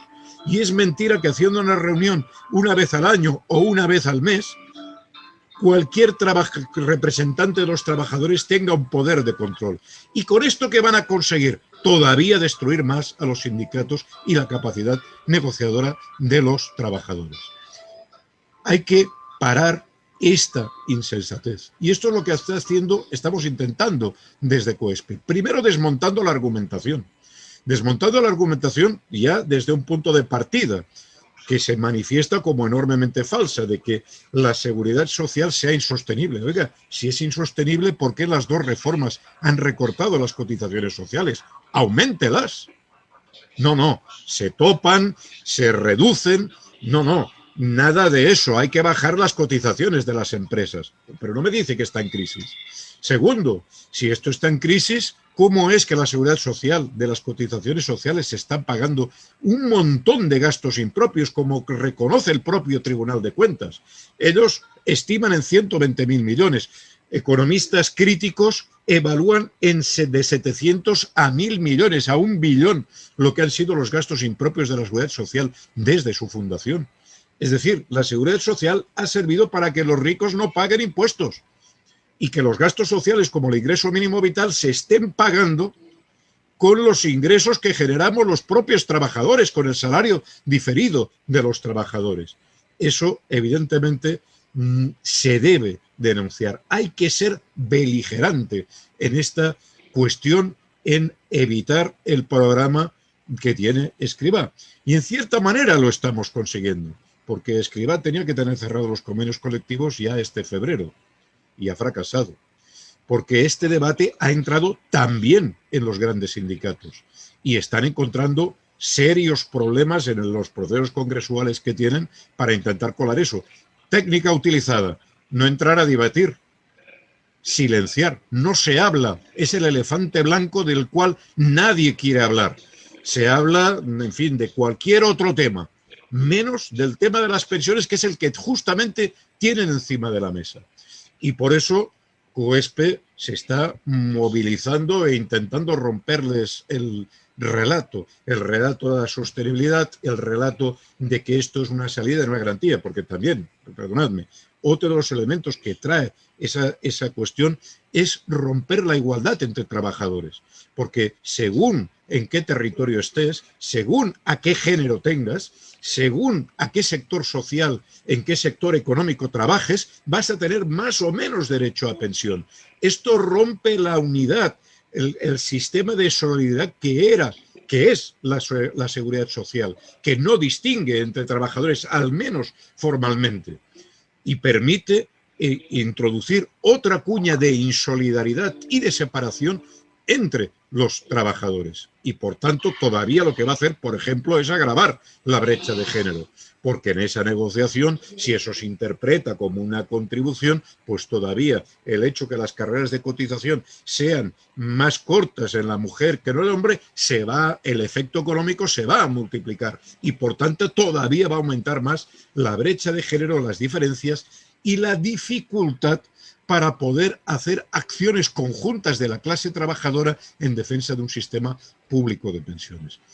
Por eso estamos intentando romper este relato, estamos intentando como COESPE, vamos a participar en todas las movilizaciones del 1 de mayo, exigiendo que no se lleve a cabo la reforma de la seguridad social, que no se entre en ningún convenio colectivo a discutir nada que ponga en cuestión la ley de la seguridad social, que es común para todas las trabajadoras y trabajadores del país, de cualquier sector económico al que pertenezcan, y vamos a plantear para el 29 de mayo una movilización de sensibilización en todo el país, en que pretendemos colocar en la agenda en los centros de trabajo, y a este nivel pedimos la ayuda a todos los sindicatos que desde un principio nos han acompañado, especialmente los sindicatos alternativos,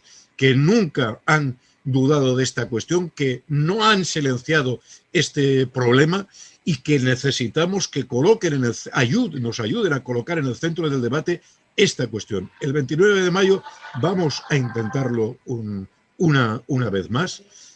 Esperamos poder llegar a los jóvenes, poder llegar a los trabajadores, con la idea de que no nos la cuelen en verano, porque de momento hemos paralizado esto, en el mes de febrero lo hemos paralizado en Semana Santa, pero la tentación, si sigue la epidemia, si siguen estas dificultades que puede haber, es muy fuerte. Hay que romper esta tentación, rompiendo el relato y colocando en el centro la cuestión de mantener las pensiones públicas, confrontar y denunciar el intento del sector bancario de penetrar, de morder, de llevarse la parte del león de un derecho social que ha de servir, como explicaba Desi, para proteger a la gente. Esto no está pensado para que nadie haga negocio. Esto está pensado para proteger a los millones de trabajadores que quieren tener una vejez digna y tranquila, y que no quieren, digamos, colocar, digamos, en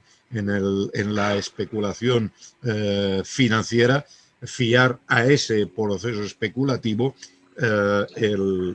su vejez. Y es curioso porque también eso tiene incorporado otro tema, ¿no? llevan 20 años intentando colar las pensiones privadas. Han fracasado estrepitosamente. La gente se da cuenta que son una estafa. Y como la gente, incluso aquellos trabajadores que tienen más salario, no quieren invertir en pensiones privadas porque saben que son una estafa, entonces lo que pretenden es obligarles a la gente. Es decir, si no quieres por las buenas, te lo vamos a colocar por convenio y quieras o no, te vas a tener que tragar la pensión privada. Hay que paralizar esta cuestión. Y esta movilización del 29 de mayo nosotros también la entendemos como un paso previo de intentar en este otoño algún tipo de movilización que se extienda a los centros de trabajo. Creemos que si en el pasado la clase trabajadora española, por mucho menos, llegó a articular huelgas generales en defensa, entre otras cosas, de un sistema público de pensiones, ahora que tenemos ese ataque frontal directo al derecho de los trabajadores actuales y de los pensionistas actuales, hay que dar una respuesta. Y una respuesta no solo en la calle. Los pensionistas vamos a mantener, llevamos 3 años en las plazas y como sabemos que la lucha es larga y somos pacientes, vamos a aguantar lo que haga falta, llueva, haga frío o sol, ahí vamos a estar. Pero este debate tiene que entrar en los centros de trabajo porque afecta al futuro de los trabajadores presentes. No solo somos los 9 millones de pensionistas, son los 19 millones de cotizantes a la Seguridad Social y además también lo son todo aquel precariado que se ha generado, yo lo veo en mi facultad, los falsos becarios, los falsos trabajadores en prácticas, los falsos autónomos, que se quedan al descubierto, que están trabajando sin generar derecho de pensiones. Hay que acabar con esto, porque aunque les parezca lejano a estos trabajadores, es una parte de su salario. Tienen derecho a ese salario diferido y no podemos permitir que este sistema los siga narcotizando, los siga desviando de cómo les están robando de sus bolsillos, es verdad, no en el salario que cobran a final de mes, sino en el salario indirecto al cual tienen derecho como personas.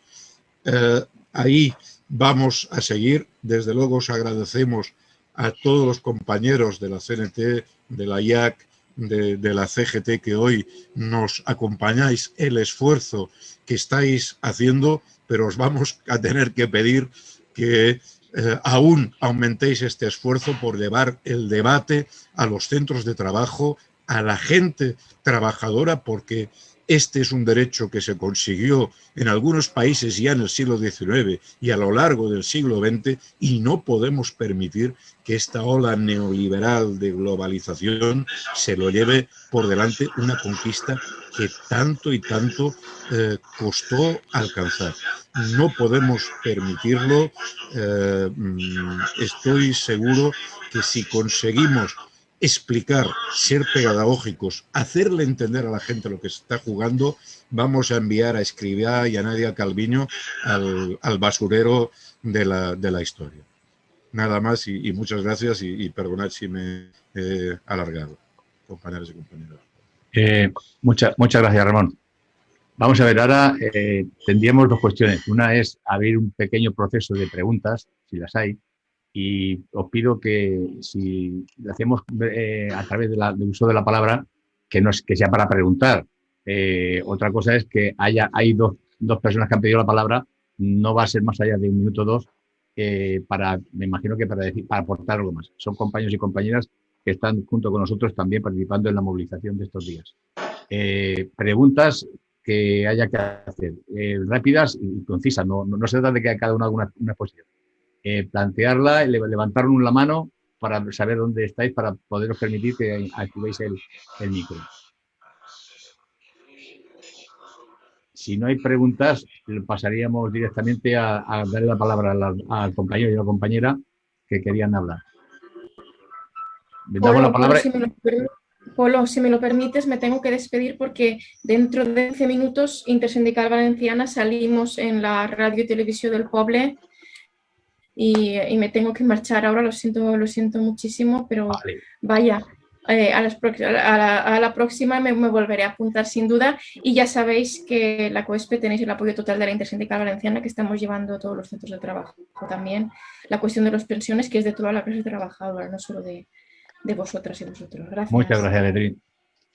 Vale. A ver, la compañera Mari Carmen. ¿Dónde está? Que no te veo. Maica? Maica, sí, venga. I Dolors Codina també ha demanat palabra. Dos minutos, ¿eh? Venga. Bueno, pues yo voy a hablar de la odisea que tienen los que cobran pensiones, consiguen cobrar pensiones por una discapacidad. Es decir, si tienes una IT, que es una incapacidad temporal, una baja, 12 meses, después el médico a cabecera, partes de baja, te manda una carta para que te evalúe el tribunal médico, hacen una resolución, más tiempo de baja, o trabajas, la resolución puede ser una y otra, pero cuidadín, que ahora tenemos la mutua, no nos equivoquemos. Y la mutua ya sabemos cómo funcionan, todo para la empresa, es decir, que se están produciendo muchísimas personas que las han quitado de las bajas teniendo problemas ya y enfermedades y discapacidades crónicas y degenerativas, quitándolas de las bajas y llevándolas otra vez a trabajar, habiéndose producido accidentes de trabajo o accidentes de otro tipo, volverlas a trabajar sin importarle nada, porque aquí la persona, el trabajador, mejor dicho, vale menos que una máquina. Y eso se está viendo actualmente. Si antes era sustituible, ahora más. Por lo tanto, ahora la situación es muy grave. Además, estas bajas, antes de la pandemia, no hacía falta pandemia, antes de la pandemia, hacían la resolución, te daban la incapacidad permanente parcial, o la total, o la absoluta, o la gran invalidez, pero sobre todo la total, la parcial, la total y la absoluta, y a los 2 años te lo revisaban. Siempre revisaban a la baja. Vamos, cuando es una discapacidad o una incapacidad crónica, por una enfermedad crónica, un problema crónico, o degenerativo, o irreversible, si le añade las enfermedades asociadas a esa incapacidad, a esa enfermedad o a esa discapacidad crónica, degenerativa o irreversible, no va a menos, va a más. Bueno, pues revisable a los 2 años y a la baja. Pero Tate, ha llegado la pandemia. Bueno, ¿y qué pasa? Que durante ese año no ha habido problemas de incapacidad, no ha habido accidentes de todo tipo, no ha habido, porque los motivos pueden ser diferentes y diversos, ¿no?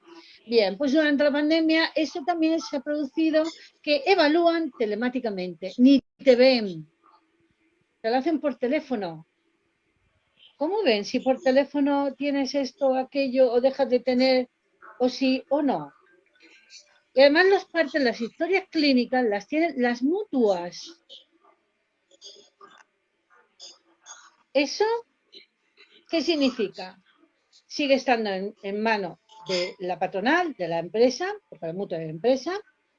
La evaluación es telemática, al ser también una potestad de la mutua, pues ni te revisan, ni te hacen resoluciones, ni nada. Vale, pues vete a juicio. ¿Quién se va a juicio? ¿Quién tiene dinero para meterse en juicio con una seguridad social o con una mutua? ¿Quién? ¿Una persona normal? ¿Un trabajador normal? ¿Una trabajadora normal? Que Beatriz ha dicho cuánto cobran las trabajadoras de diferencia, pero eso no significa que no tengan los mismos accidentes que los hombres. Y además, durante la pandemia, no solo eso, sino que sin previo aviso te dejan de pagar. Porque como no se hacen revisiones, no tienen el deber de resolver, pues te encuentras con que el mes de mayo, por ejemplo, no cobras, o a final de este mes no cobras, y tú no sabes por qué. Y ponte al juicio. Y ahora mismo se están produciendo verdaderas situaciones de pobreza, porque además dentro de de las personas, de las personas que tienen una pensión o una jubilación, las más vulnerables en estos momentos durante la pandemia son las personas con discapacidad. Porque como estoy diciendo, ya hasta sin previo aviso te dejan de pagar. Y métete a juicio, métete a ver y averiguar, porque todo es telemáticamente. Ya sabemos cómo de difícil es hablar telemáticamente con la administración, y todo es a través de los teléfonos y la web. Y esto es lo que quería yo denunciar, y esto es lo que quería yo mostrar a todos los que están escuchando. Enhorabuena, ¿eh? Muchas gracias por tu aportación. Hay 2 palabras más y con eso pasamos si hay alguna pregunta. Blas Ortega, levanta la mano que te vea.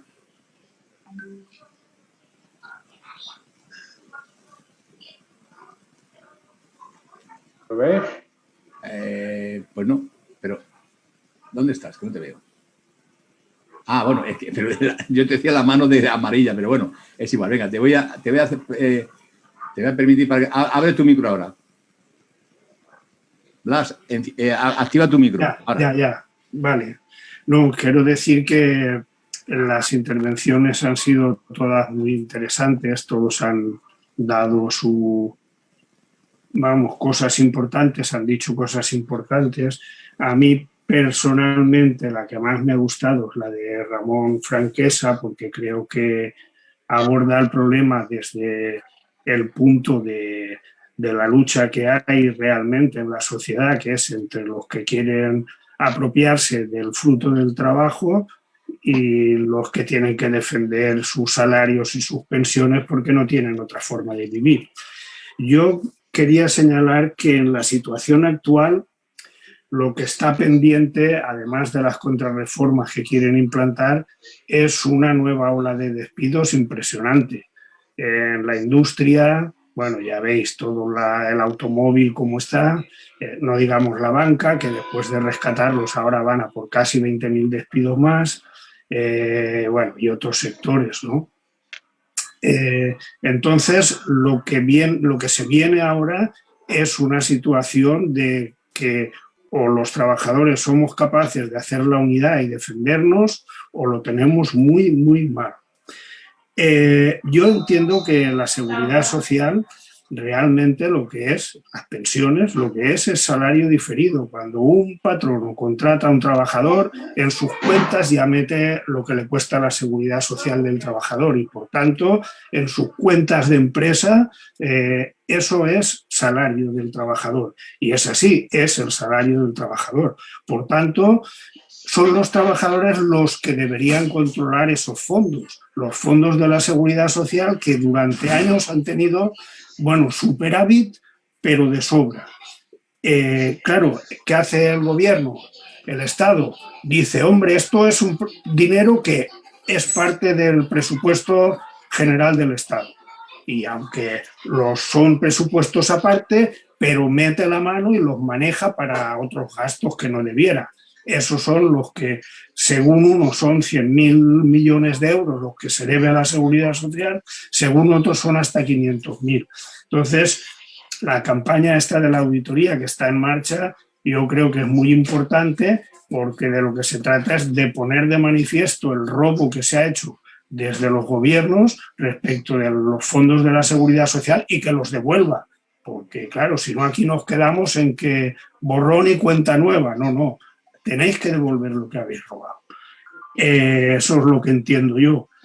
Por otra parte, en la medida en que hay una reforma laboral que está preparando, ayudando a que todos los despidos, a toda la ola de despidos se dé de nuevo, y a la reforma de la seguridad social, que está recortando ya las pensiones y que quiere ir más lejos, a mí me parece que, además es una cosa, la cuestión de las reformas laborales y sobre todo lo que viene, las reformas de la seguridad social, lo que hacen es debilitar a los sindicatos, a todos, porque es su base es la defensa del salario. Si no se defiende, si no son capaces, me refiero a los dirigentes, de defender los salarios, el salario indirecto, pues su razón de ser es ninguna. Entonces, bueno, yo creo que, como decía también Ramón Franqueza, el tema es que el movimiento obrero introduzca ese debate también en los sindicatos mayoritarios, que ya está introducido, por cierto, y que les obligue a reventar, a levantarse de esas mesas que ellos llaman de diálogo social, pero que son mesas de colaboración con el gobierno. Y mi pregunta es si el resto de sindicatos no tendrían que hacer algo en ese sentido, de presionarlos y decirles que ahí no hay nada que rascar, que ahí no hay nada que negociar. Ya está, eso es, nada más. Gracias. Gracias, Blas. Eva, y pasamos, que no nos queda mucho tiempo, ¿eh? Eva. Dolores Codina también había pedido palabra, ¿eh? Pues no, ahora, perdón. venga, después de Eva. No voy a Carlos. intervenir porque ya he puesto ahí lo que quería decir más o menos, ¿vale? Vale. Carlos, ¿quién era? Gracias. Dolores Codina. Sí, A ver, levant, es que no veo. ¿Cómo se llama? Dolores Codina, Codina Dolores. Hola. Ahora, ya está. Vale, venga. Bueno, lo mío no es ninguna intervención, es simplemente quiero preguntar una cosa que he sabido hoy y que va a llevar más leña al fuego, porque representa que los que cotizamos o los que hemos cotizado también pagamos todas las sedes de la Seguridad Social y todos los sueldos de los funcionarios que están dentro de ellas. ¿Es esto justo que se pague de la cotización de todos los trabajadores una despesa que es del Estado? Punto. Ya está. Carlos, no hay más preguntas, ¿verdad? ¿Alguna contestación a la que plantea? No hay nadie más, no hay nadie más. ¿O lo que ha planteado Blas? ¿Alguna contestación? Yo me alegro que varios compañeros y compañeras hayáis mencionado la necesidad de seguir con estos debates.